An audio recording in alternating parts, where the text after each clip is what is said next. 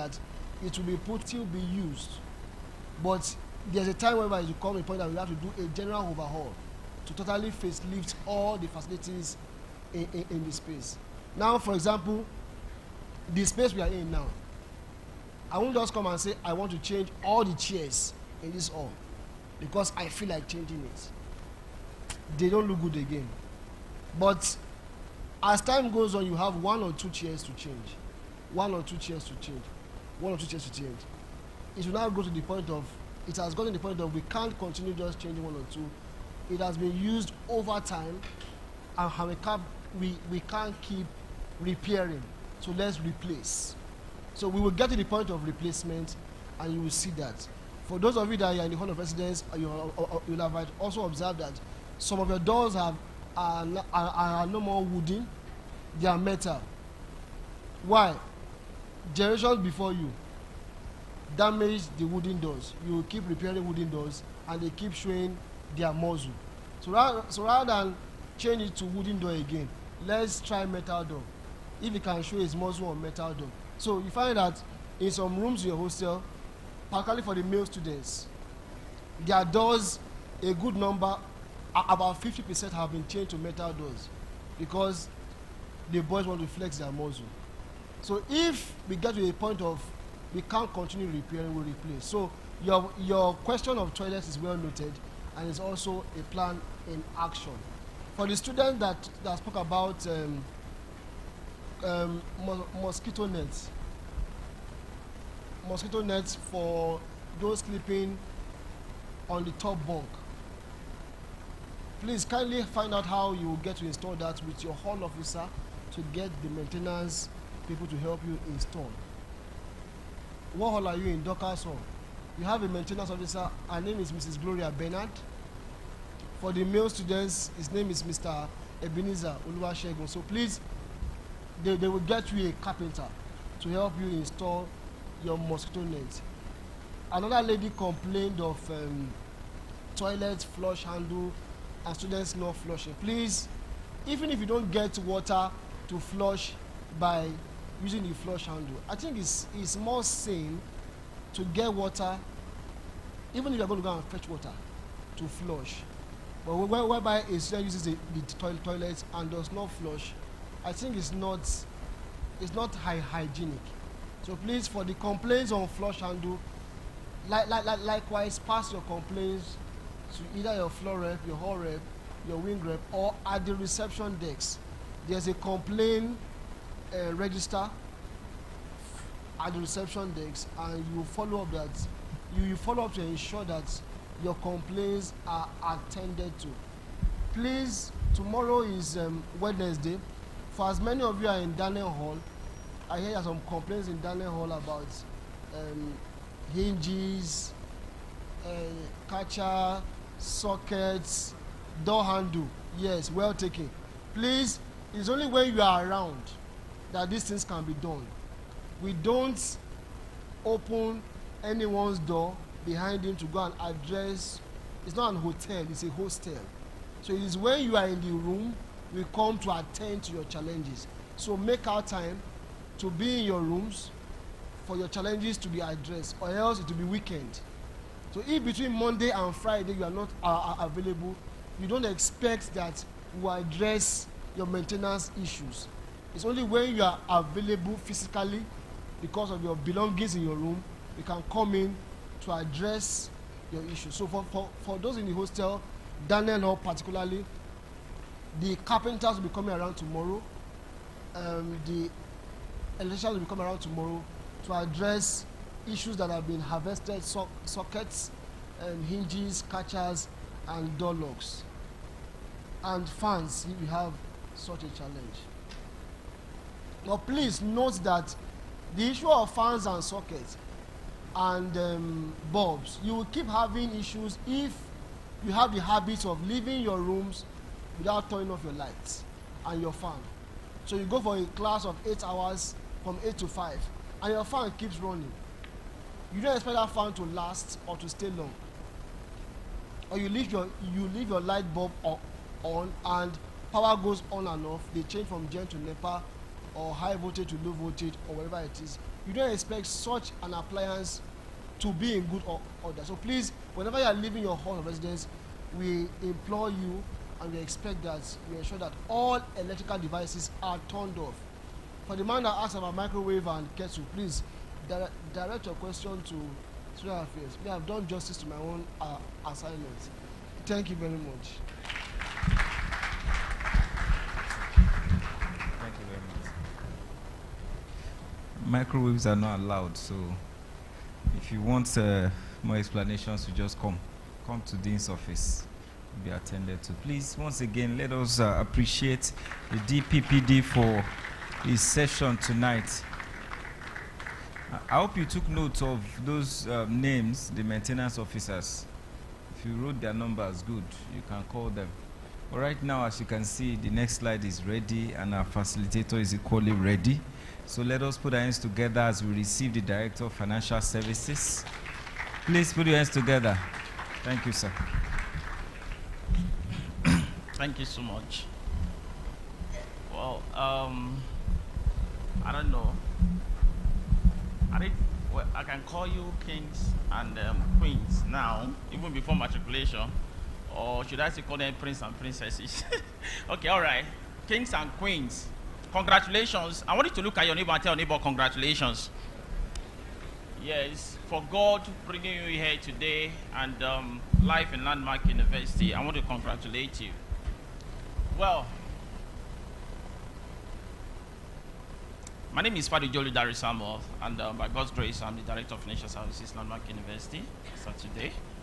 And my assignment this evening is to take us on what has been captioned students' financial obligations and the university's flexible fee structure.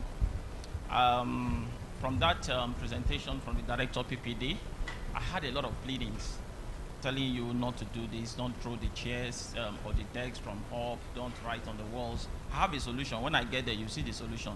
Because I'm not going to plead and I'm not going to beg you. I will only show you what we apply if you are caught. So let's move on. Now,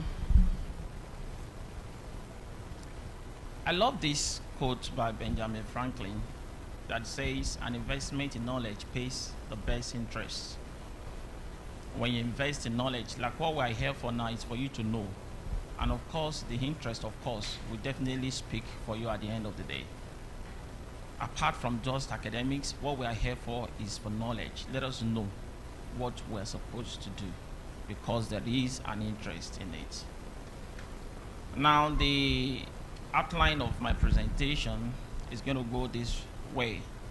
We have the introduction, we have an overview of the Directorate of Financial Services so that you can have an idea of what the Directorate looks like and the setting. Then understanding Landmark's fee structure, then other financial obligations, and of course we conclude. Very short slide. Of course we have seen this since yesterday when you started the core values of Landmark University, and my talk this evening on my presentation is going to be lingering on these two in red: integrity and responsibility. Can we say that together, please? Integrity and responsibility. Now,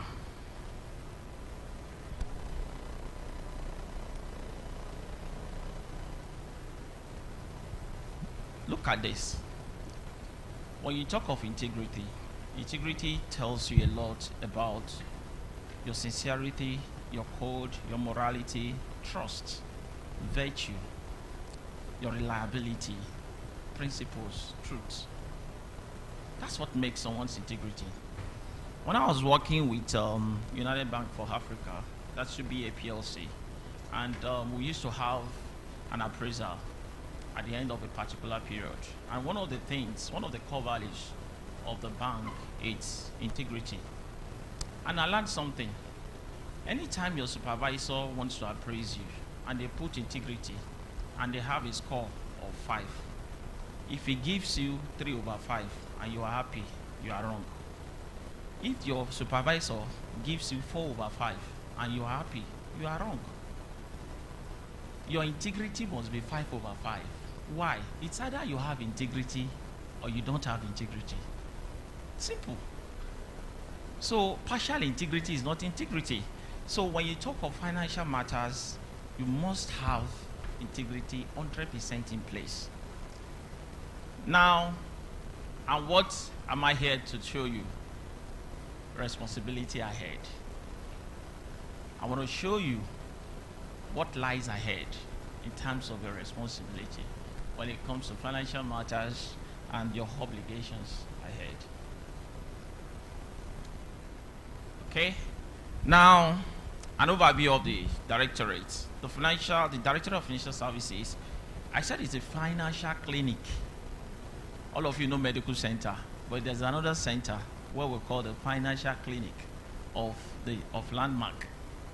Anything that has to do with finance, anything that has to do with funds, anything that has to do with what moves or what happens in Landmark University happens there. That's a financial clinic. Now, it handles all financial related services of the university, like I said, and it is the link with other business or medical units within the university, either teaching or research firm, Landmark University Development Ventures, that's the LMDV where you buy and hit your shopping mall and all that, medical center, and the commercial farm itself. Now look at this. This will help you, and that's why I did this. Now in the Directorate, this is the organogram, and we have the Director of Financial Services that is heading the entire unit. Now we have the head of accounts that is that works directly with the Director of Financial Services. Now we have different units in the Directorate, and you can see them. Payroll, of course, that is not applicable to you because we are not paying you salaries, right? Now we have the final accounts. For those of you that are in accounting department, of course, you have an idea of what I'm talking about here. We have the final accounts where we, prepare the financial statements for the university. And of course, the budget. We have the budget section.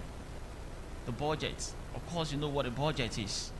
The budget is an estimate of, it is an estimated income and expenditure for a particular period of time. So we do that. We run with budgets. I'm going to be attending to some of the things the Director PPD was trying to explain to you and some of those questions that you asked. Now we run with budgets. That is one of the strengths of this commission, from the proprietor base to Covenant University to Landmark University. We don't joke with this. From the beginning, we know how much we're expecting. We know what we are spending per time. Now the EDP is electronic data processing, and of course, the next unit, which is very, very important, 100% applicable to you, is students' account. There is a unit where we call the student account. Any issue at all that you're finding difficult or you require answer to, or there is an issue that has to do with your payment, or you want to make confirmation or anything, please, we have a unit where you can come to. And of course, expenditure, then we have the reconciliation units. Those are the guys that ensure that we do not have leakages in the system. Now, let me talk about the fee structure. The magnanimity of the Board of Regents handles the below approved fee structure for all of our students at all levels. Why did I do this? Why the emphasis? Maybe somebody is thinking, oh, maybe because we're just in 100 level, that is why we have this payment plan. But no, this payment plan applies to all the students across all levels. So even when you get to 200 level, it's still the same. When you get to 300 level, it's the same. 400 or 500, it's the same as at today. So it's not just applicable to you when you are just coming into the university. And that's why I need to put that emphasis there, so that you don't go back home and say, no, I think it's only for 100 level. Now, mommy, get set and okay? And of course, that's still one of the best, package that you can see, elsewhere in other universities. I thought you're going to put your hands together for the Board of Regents for making this available. There are some private universities, if you don't pay 100%, you cannot even cross the gate of the university. So, option one, I have it in two options, so I'm going to explain now. I said option one, general. And what's happening here? Your first installment is 40% of alpha. That's before the resumption of alpha semester every year. This is the minimum. I'm going to explain something to you later on this. Now, this is the minimum, 40%. Most of you must have experienced it. Maybe when you wanted to pay, you paid and it was not up to 40%. You couldn't go ahead on your portal for any other registration also, or printing out your clearance and all that. This is because the system has been configured so that once it is not 40% of tuition, please take note, 40% of tuition. I'm going to ask you when I get to the other slide, or 2 slides after the year, 40% of tuition fee for that section. Now, after that, you are in school now. Most of you are here with just 40%. You are expected to pay 20% before the commencement of alpha semester examinations. You are expected to pay. If you don't pay this 20%, you won't be able to write exams. So, you are expected to pay 20% before the commencement. It can be 2 weeks before that day so that you can have rest of mind. So you start reminding your parents, because I know most of us, we are not the only one. They have other, responsibilities and other financial obligations to your younger ones or the older ones and all that. So you need to start reminding them that, mommy, please remember. In fact, you can give them 2 weeks before exam. That if you don't pay 2 weeks before exam, I won't be able to write exam. Please take note that most of the things I'll be sharing with you here are not just things that are just dropping from the sky. They are things we have seen, cases we have had, and things that have happened.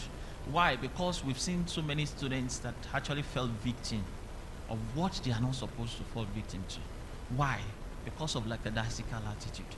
You won't be able to write the exam 20%, and you did not remind them at home on time. And by the time they said exam is tomorrow, it's like I've not paid though. And others will start exam. Then you won't be able to write exam. So please take notes. Is that okay? Now, the third installment is 20%, which is before resumption of Omega semester. That means when you get back home. And because of what we had last year, because of the COVID, the outbreak, has actually affected a lot of things, a lot of the timing, business time, academic section, calendars and all that.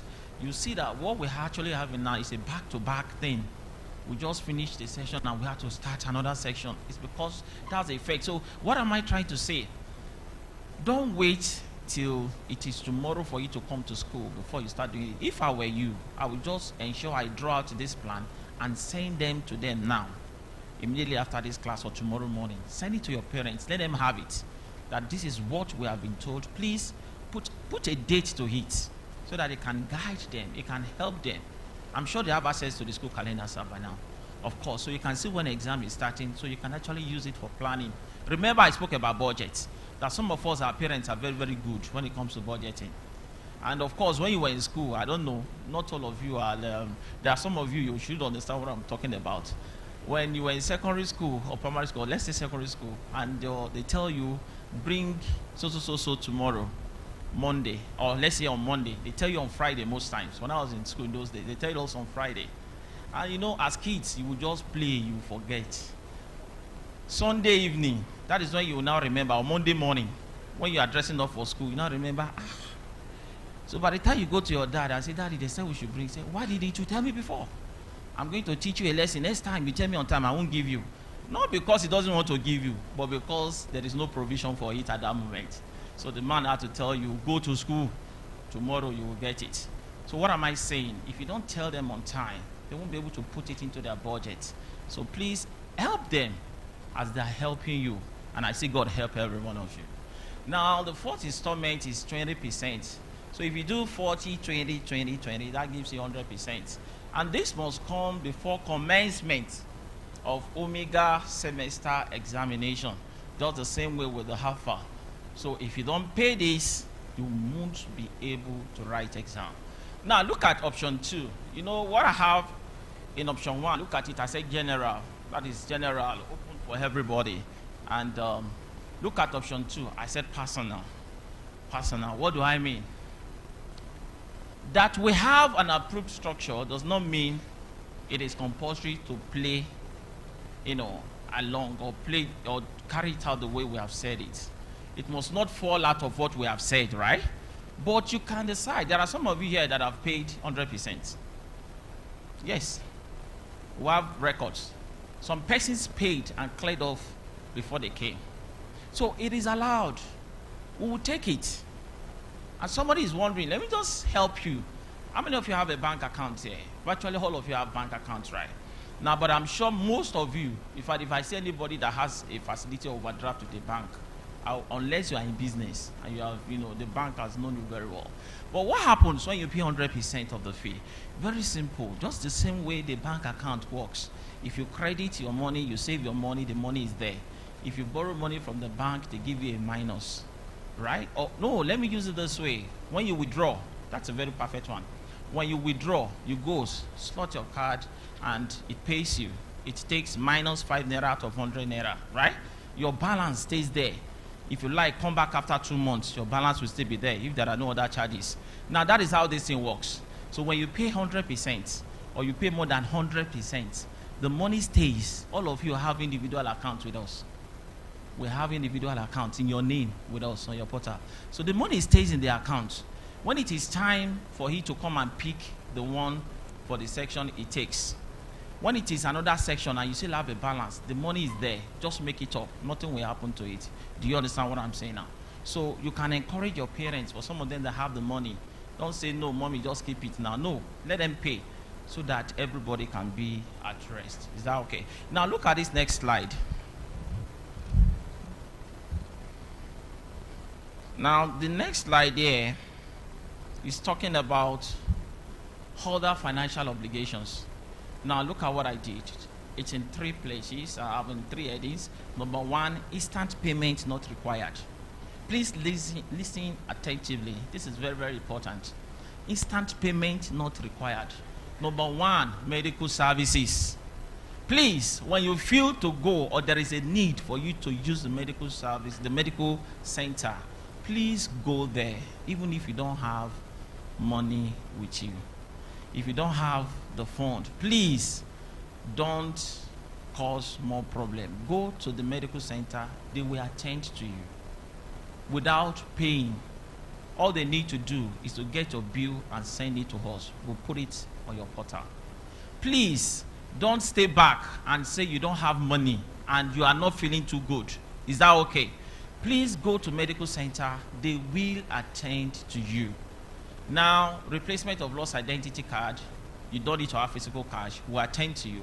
Now, look at that 3rd point, surcharged cost of damages in proven cases. That is why I said I have the solution to what the director PPD was saying.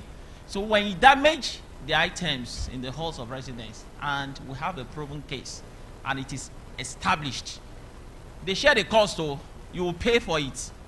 Why? That gives you a sense of responsibility. You said you are hungry and you carry our desk and you just threw the thing down. He said nothing will happen. They said, because don't worry, just get more hungry. I like it that way. Why? Because I'll make more money. So when you do that and it's established, sir, and you are caught, just send the thing to us and give me the cost implication. We'll just help you. You don't need money right now. We'll just put it on your portal. So when you get home, your parents will just see the cost, the charge. You broke 2 tables while you were in school. 20,000 naira, add it to your school fees. So they will know indirectly that we have just reported you. Now, instant payment, very important. I've seen instances where somebody will come and say, I think my dad paid 1 SS on my school fees. Can I take it? I need to go and eat or go and use it for. No, you got to pay for the food you are eating. Now, book acquisition, personal effects, traveling costs, and additional internet data. You pay for those ones and buy them. Additional, because you have the free, there's an allocation, right? There's something that has been allotted to you, so that is free. But once you use it and you have watched Netflix with it, nobody will not tell you not to watch Netflix. Go and be watching Netflix. By the time you finish Netflix, they now give you an assignment and you need internet data, you go and buy. Is that okay? Right now, banking services. We're going to move fast. Banking services. We have 3 banks within the university, Zenith, Eco Bank, and Access, and 1 in town, that's First Bank. Of course, you have automatic teller machines. So many people don't know the meaning of ATMs. That's why I decided to put it out there. You have automatic teller machines at strategic locations of the university. then please, please, please, this is your obligation. Do not compromise your ATM password or internet banking details. So many of you, I heard of a case recently, just last week, and the person will just, some of us can just be lazy at times. He said, take. Go and help me, my password is, just withdraw. So by the time they deal with you, and you have done it so many times, you don't even know who is going to deal with you. They just watch you take the thing and so protect your ATM card and hard token always. Not just the PIN now, the card itself. I know what I'm saying. Now we've got it to a level that I don't need your PIN to access your fund. All I need is your ATM card. Yes, so please be careful. Be careful. Do not keep excess cash with you in the hostel. Don't keep excess cash. If you don't need it, just make sure you keep it very well. Now I think I'm running up now. Conclusion. Savings is the bedrock for financial success. It is not a school deduction, but a personal choice of financial management. Don't spend all your money because you have just resumed. Now, there are so many of us that this is the first time that you are having that liberty to take financial decision. They've never given you money before, but now this is the first time. So they give you 30,000, yes, and you start spending. Please cultivate the savings attitude. It will help you not just for now, but in the future. And remember, God through Joseph preserved generations through the spiritual sense of savings to avert future famine in Egypt. Now, what have I done this evening? I've just given you a gift. I've handed something over to you from my presentation, responsibility. I've handed over to you responsibility. So, now that I've handed over responsibility to you, can we just read this together, please? 1 to go. So you do what is right and not what is easy. Financial management is not as easy as you thought. So, thank you as we take questions. Thank you so much. Thank you so much, sir. Do we have questions? No, okay. That means, in fact, okay. Thank you so much, sir. So short and direct. Please, the DFS mentioned something. Giving your ATM to... we had so many cases last year. Please don't fall victim. Don't trust anybody, not even your best friend, even if your sibling is here. Keep your ATM card. Please, keep it. It is yours. Keep it very well. Go and withdraw yourself. Worst case, okay, you can't transfer. But keep it and withdraw when you need to withdraw. God bless us in Jesus' name. And do we need to stretch a little? Are we okay? Please don't respond like that. No, it's not a responsible response. Please. So, okay, I think the charge before we started is we are empowered, right? We have set our mind to be stretched. Okay, God bless you. So, we are going to be receiving the Directorate Center for Learning Resources. We have been there, right? We have been to the library. Okay, so it's coming to give us, what happens in that place and now, assessing knowledge. So, let's put our hands together as we receive the Director Center for Learning Resources. Thank you very much, sir. Thank you, the ME, the Dean, Student Affairs. I salute you. Well, let me start by saying that I'm quite excited to see expectant faces. It reminds me of several years ago when I was a first-year student, very anxious to learn. Now, so I will first of all say welcome to Landmark University.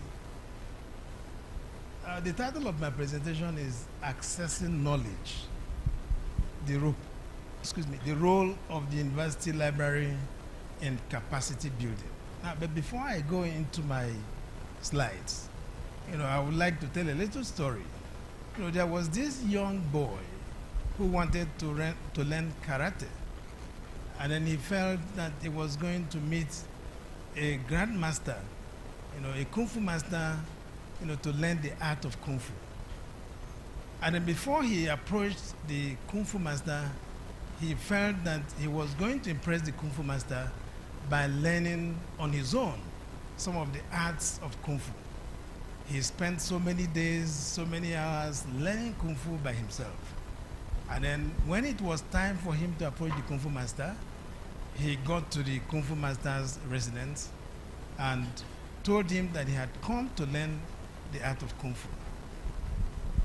And the old man looked at him, sat down for a while, and then raised a cup of water that was filled with water and asked him to pour more water into that cup. And the young boy said, "But master, the cup is filled up." And he said, "Yes, the cup is filled up." And that means that you already filled yourself up with the wrong Kung Fu tactics. The first thing that you have to do is to unlearn, so that you will be able to learn the art of Kung Fu from me. So the point of my story is that you have come to Landmark University to learn. The first thing that you will do is to unlearn whatever you might have learned in the secondary school, so that you will be empty and receptive to new ideas and new ways of learning.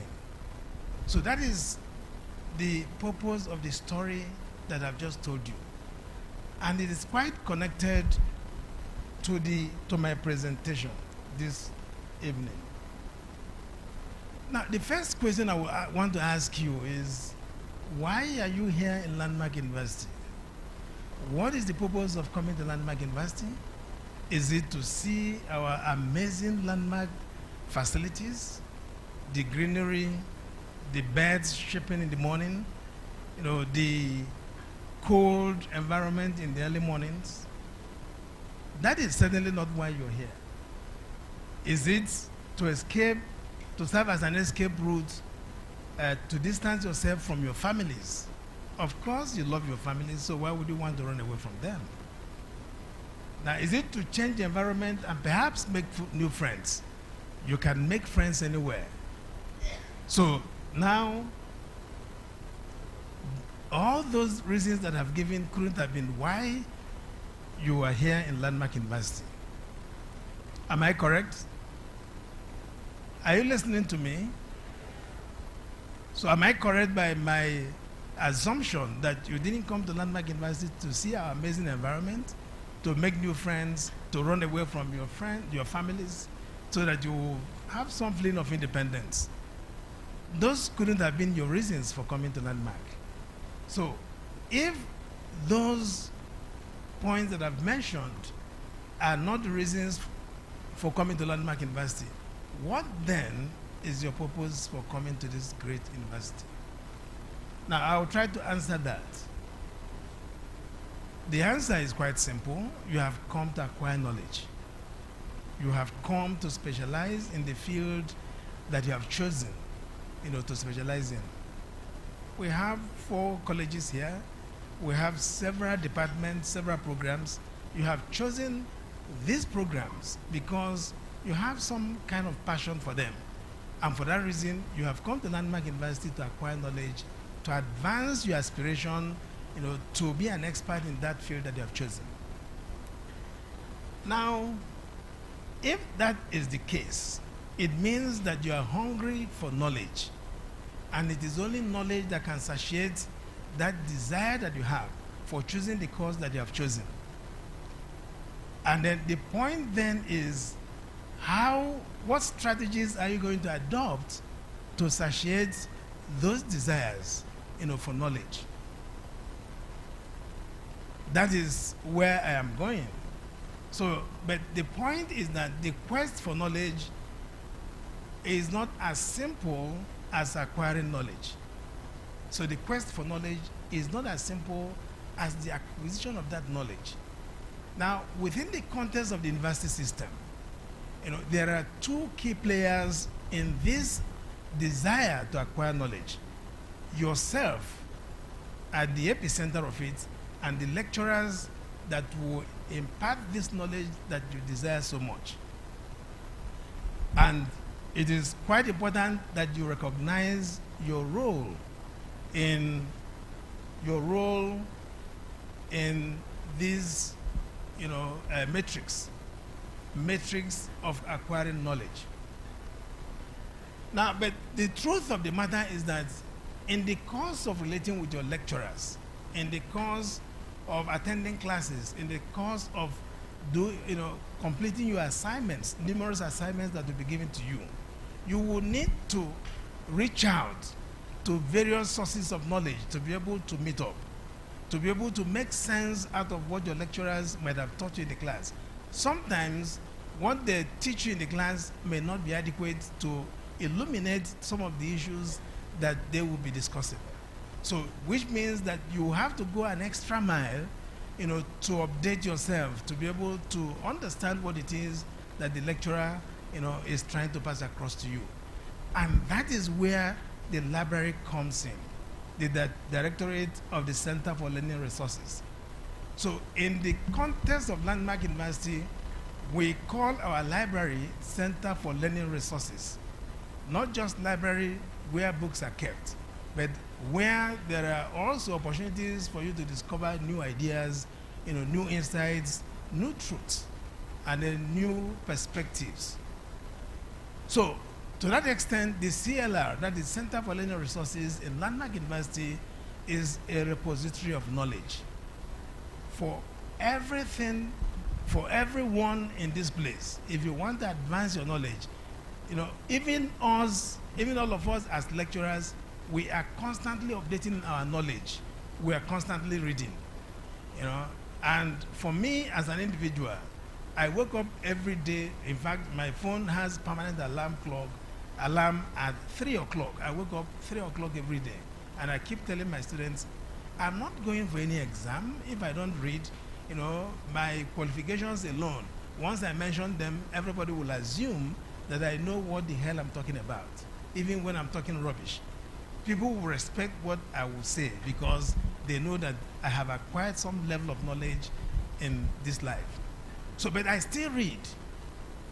I still read on daily basis, and I still research and I write, because I know that knowledge production is a constant and never-ending venture.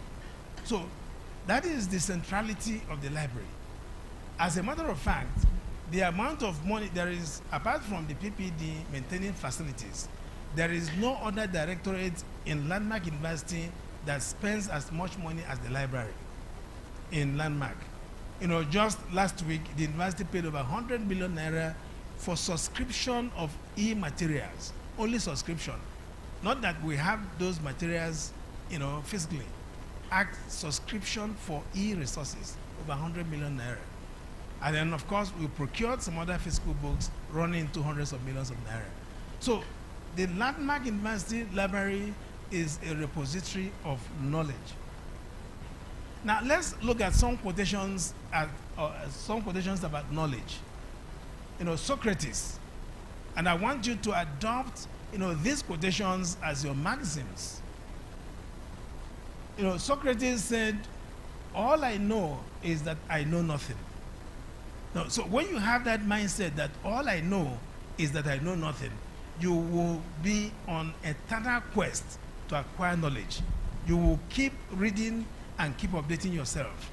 And then another great philosopher, Alexander Pope, said, a little knowledge is a dangerous thing. So if you know a little, one of the arguments of the Boko Haram, why they said Western education is evil, is because of certain, like for example, some of you who studied geography, about condensation, rain, and the processes leading to rain to fall.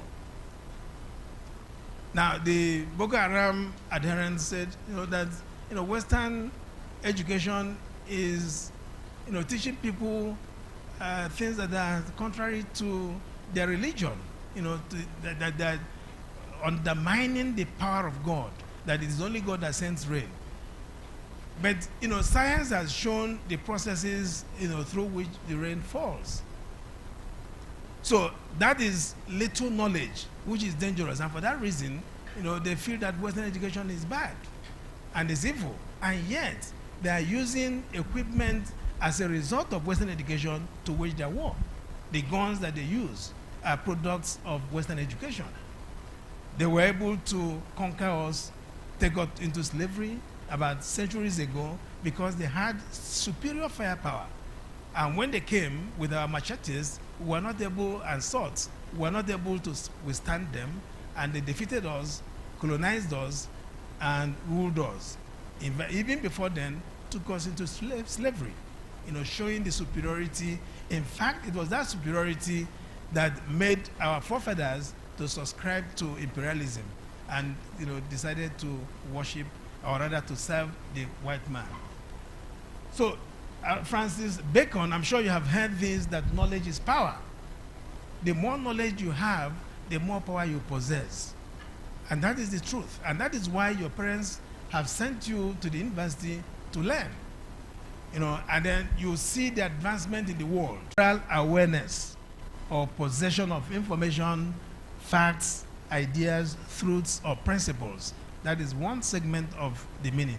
Another segment is that knowledge is all that has been perceived or grasped by the mind, learning and enlightenment, and so on and so forth. So you see that when we talk about knowledge in a nutshell, we're talking about information and understanding about the subject. And that is why you have come here, to focus all your attention to acquiring knowledge relevant to your peculiar programs that you have chosen. And that is why all the programs that we have in this university and all the universities in the world, they have their curricula. So every program has certain specialized knowledge that will qualify you to be certified as having gone through the processes and routes to be so classified as being knowledgeable in that particular area. So learning, understanding, and being aware of a subject is not an accidental occurrence. So to know is not an accidental occurrence. It must be deliberate. It must be systematic. And that is why, in the school system, everything has been systematized. You move from nursery 1 to nursery 2 to nursery 3 to primary 1 up to 6 to secondary school, JS to SS. Now you're in university. And once you finish the first segment of the university and you obtain your BSc, BSc or B Engine or B Agric, if you still have thirst for more knowledge, you will go for masters. And then after that, if you still have thirst for more knowledge, you go for your PhD, which is the peak of academic achievement, which all of us, or most of us in this university, have acquired. So learning, understanding, and being aware of any subject matter, for that matter, is not an accidental thing. It is a deliberate thing. So it is more or less a well-organized systematic enterprise. It's an enterprise, and that is why you'll be expected to read your books, to submit your assignments, and then take examinations, and then you move to the next level. That is why it's an enterprise. You read and you prepare yourself so that you'll be able to pass and then move to the next level. So in the quest to acquire knowledge, we must know the kind of knowledge, the kind of information we want to acquire, as well as where to find such information. So it's not just every information that they require, So despite the fact that we have mentioned, knowledge is information and understanding about the subject. It's not just every information that will be relevant to the subject that you want to learn more about. And that is why we say it is well organized and systematic enterprise. Now, so where do we find knowledge? That is an important question. Now, this knowledge that we're talking about, where do we find it? The truth of the matter is that over the years, man has recorded information regarding facts, regarding their perceptions, regarding their views, their ideas, the truths that they have discovered, the various principles that they have, been privileged to, uncover in retrieval form. Now, one of the reasons why the white man, believed that the African society was a tabula rasa, a clean slate, without history, without any form of the past, was because our forefathers never developed developed any writing skill for us to document our various experiences, our various observations, and so on and so forth. Now, but if you read history, you discover that even the first set of philosophers were Africans. The first surgeons were Africans. Now, do you know that, in Egypt, they have perfected mummification. That is, when somebody dies, the person is mummified, is preserved. Even up to now, archaeologists are still discovering tombs of pharaohs, leaders of Egypt that died. And then one outstanding thing that scientists have not even been able to uncover was the complexity and superiority of their embalming culture in Egypt as at that time. Scientists are still studying the culture of embalmment, the intricacies, and they have not been able to understand it. So that will tell you the nature of advancement at that time. But because, Egypt was able to, using heliographics, Egypt was able to, document some of their experiences. But Africa, sub-Saharan Africa, was not able to do that. So, and you cannot tell me, that our forefathers never had encounter with God. We might have had, but nobody documented that for us to know whether God called our own version of Abraham and blessed him. But we didn't have such information, so we rely on what the white man has documented. So over the years, man has been documenting their experiences, or his experiences, and that is why Isaac Newton said that he stood on the shoulders of giants, to be able to make his achievements. He built on what others had already, started, and to be able to also make his own input. And for that reason, he became a celebrity. So now, but all these documentations that we're talking about, where would you find them? In the library. And that is why the library is one of the most important places that you will make your second home. Because in the library, all the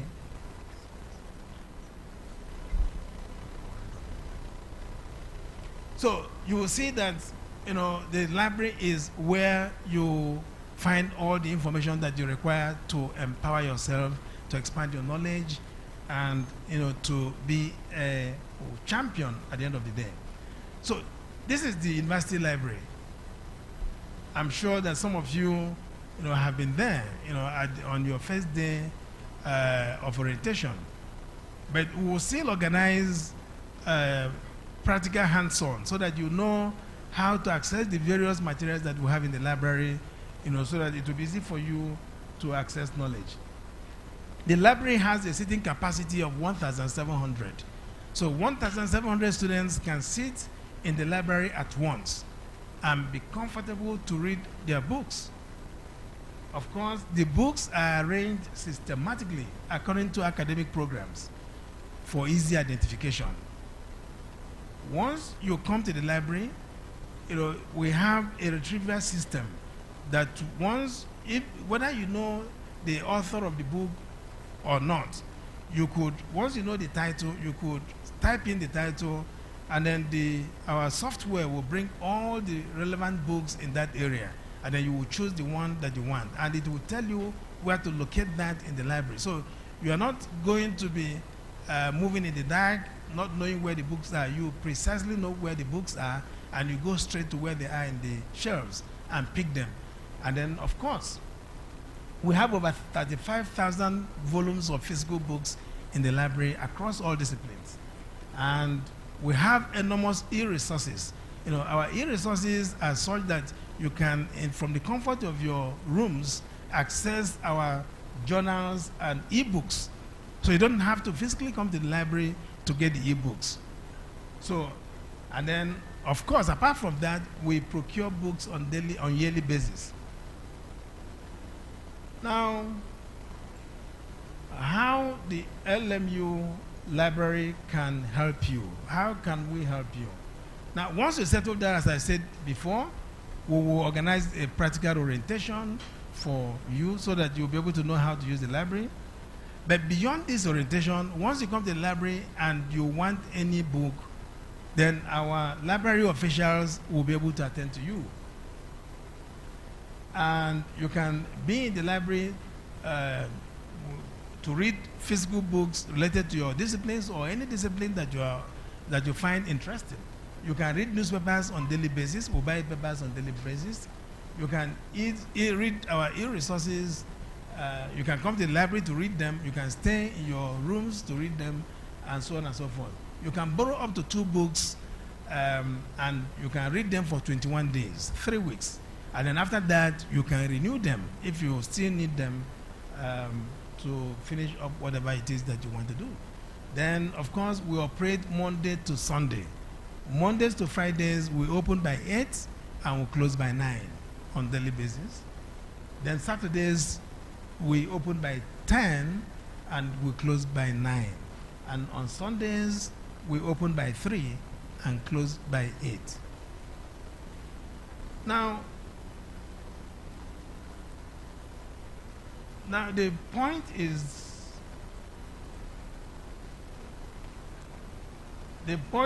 that, a study was carried out about on 1,200 ultra-wealthy persons. And one thing was discovered amongst all the 1,200 persons, that were studied, including Bill Gates, Mark Cuban,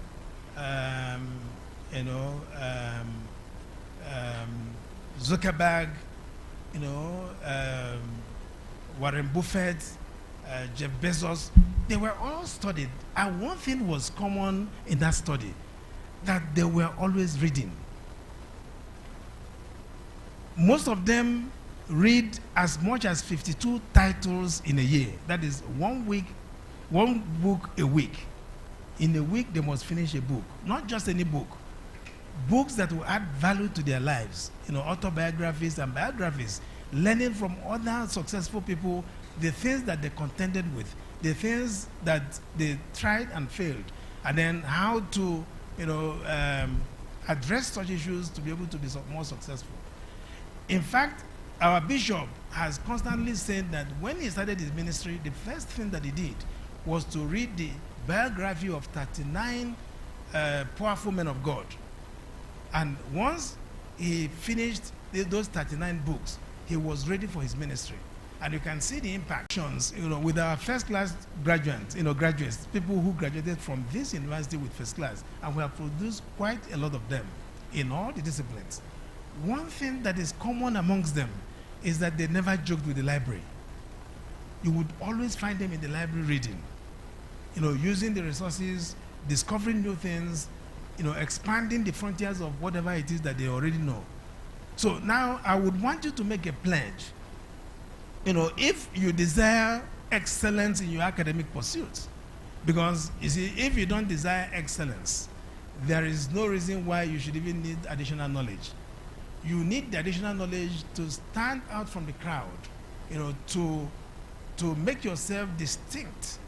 And the only way you can do that is from the amount of things that you have already known, through exposition, to exposition of the various books relevant to your disciplines. So the question now is, do you earnestly desire to excel in your academic pursuits in Landmark University?